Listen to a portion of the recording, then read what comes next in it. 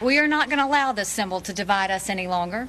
The fact that people are choosing to use it as a sign of hate is something that we cannot stand. The fact that it causes pain to so many is enough to move it from the Capitol grounds.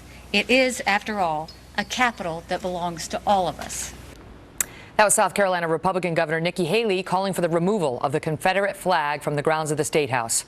5 days ago, a suspected mass murderer killed 9 African-American church members in Charleston, in church. Pictures have emerged showing the accused killer posing with the Confederate flag. And as you just heard, Governor Haley declared that her state will not, quote, allow this symbol to divide us any longer. State lawmakers must approve the flag's removal.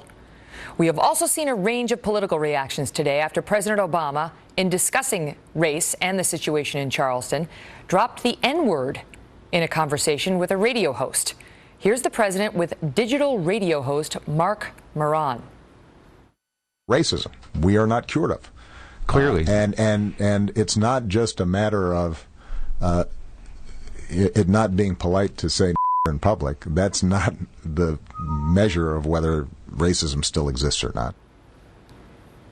Mark Hanna is a former aide to the Obama campaign and a partner at the Truman National Security Project. And Kevin Jackson is the executive director of theblacksphere.net and a conservative radio host.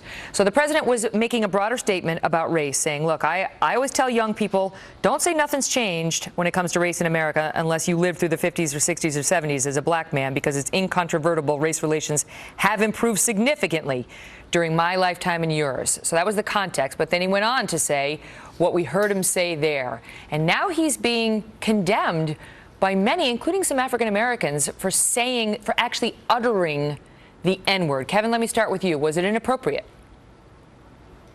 I think it was inappropriate, but I think that it's a word that is used in black culture quite a bit. I think, quite frankly, it was Barack Obama essentially mooning America, saying, I can say words that you no longer can say.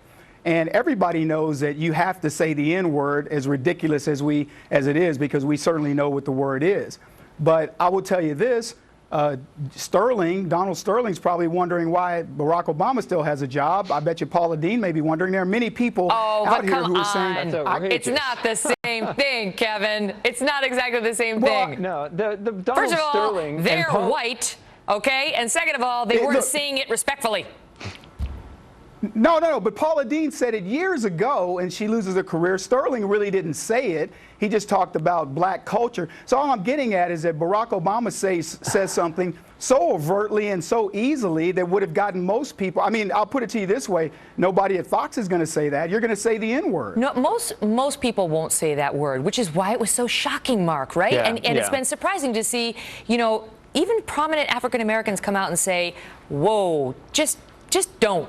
Yeah, I first of all, what Kevin was saying, making equivalent what the president said in explaining a history of racism, referring to racist language, not necessarily using racist language like Paula Deen did, is outrageous. And I think I wanted to just kind of watch himself keep digging in that hole.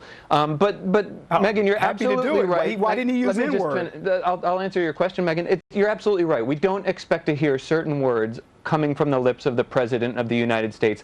This is absolutely one of them. And as a public figure, like you are and like he is, you have to be very careful in the words you choose. This is why last week, for example, you didn't utter the name of the shooter in Charleston, and I think that was really admirable. The president, I think, here made a deliberate calculation because he knew this would spur a national discussion about racism. I think that was his goal in doing that. Do you agree with that, Kevin? It was intentional? The White House seemed to suggest today not really, it wasn't intentional.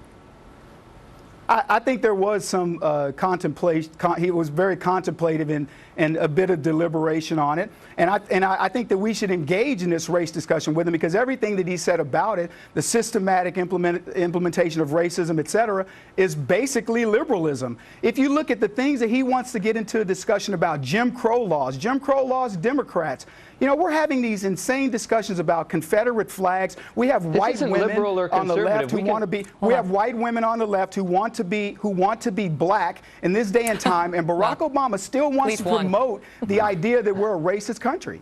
Go ahead, Mark, quickly. I think the president's point was that we've made a lot of progress where these kinds of, the focus on a word like that isn't necessary. Yeah, I do think it was. And he said there's an underlying culture and a sort of history and legacy of racial hatred that we need to confront as a country, and we shouldn't focus on the words. And I think we're obscuring that point when we have this conversation, and I think you're absolutely, Kevin, sort of taking I'm not sure whether you listened to the interview itself, but it was a stem winder. He went on and for a number of different topics. It's possible this remark was extemporaneous, but he's used the word in his book before.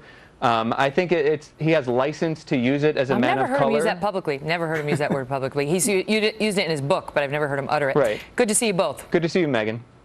Well, the Charleston strategy